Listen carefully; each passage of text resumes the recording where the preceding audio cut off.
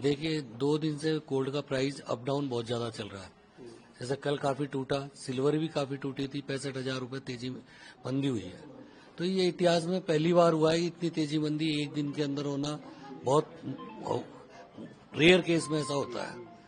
और ऐसे में अपने को बहुत सावधानी से इस ट्रेड में व्यापार करने की जरूरत है। और मेरा मानना है कि जो भी डिप लगता है उस पर लोगों को बाइंग करनी चाहिए, क्योंकि गोल्ड सिल्वर में अभी भी मेरा मानना है कि मंदा नहीं है। लॉन्ग टर्म में गोल्ड सिल्वर काफी तेज रहने वाले हैं।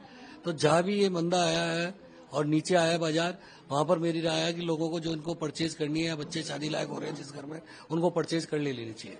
अच्छा, वैश्विक बाजार में चांदी का इतना अप भाव जाना है कि वजह क्या है? देखिए इसके कई रीजन है। इसमें पहला तो है डोमेस्टिक खपत।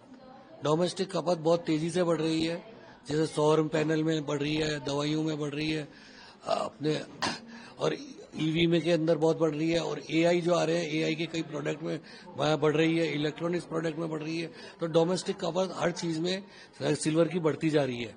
और दूसरा कारण है चाइना। चाइना ने एक्सपोर्ट पे बैन कर दिया है, जो चांदी का 30% का प्रोडक्शन करता है।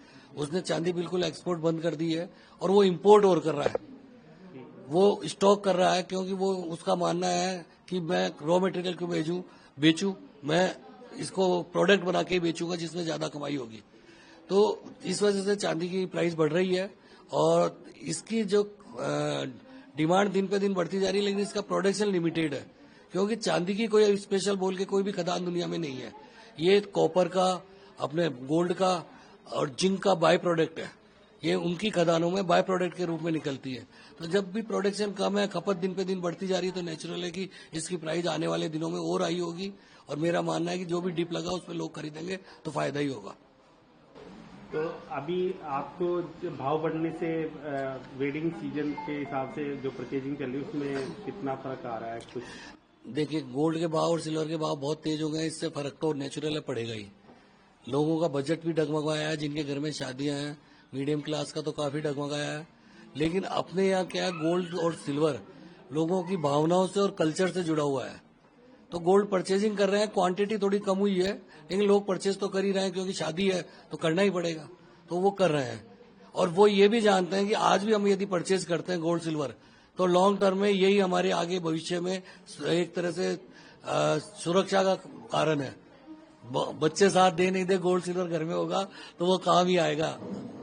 देखिए व्यापारी बजट से ये अपेक्षा करता है कि कहीं ना कहीं उसको टैक्सेस में रिलीफ मिले, और टैक्सेस में रिलीफ के साथ इनकम टैक्स में भी रिलीफ मिले। तो सरकार से ये अपेक्षा है कि जो हमारा ट्रेड है गोल्ड सिल्वर का, इसमें अभी कस्टम ड्यूटी और जीएसटी में यदि सरकार रिलीफ करती है, तो जो सोना चांदी महंगा हुआ है उससे आम आदमी को भी बहुत रिलीफ मिलेगा।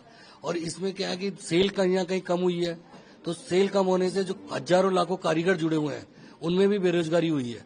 तो यदि सरकार टैक्सेस कम करेगी तो उसमें गोल्ड सिल्वर थोड़ा सस्ता होगा, तो लोगों को खरीदने में आसानी रहेगी। और आम पब्लिक के इंटरेस्ट की चीज है, आम पब्लिक की भावनाओं से जुड़ी हुई है, कल्चर से जुड़ी हुई है। तो हम तो यही अपेक्षा करते हैं कि गोल्ड सिल्वर पे कस्टम ड्यूटी और जीएसटी सरकार कम करे। मनीष कुटेटा, किशनपोल व्यापार मंडल अध्यक्ष और सराफा ट्रेडर्स कमेटी जयपुर का उपाध्यक्ष।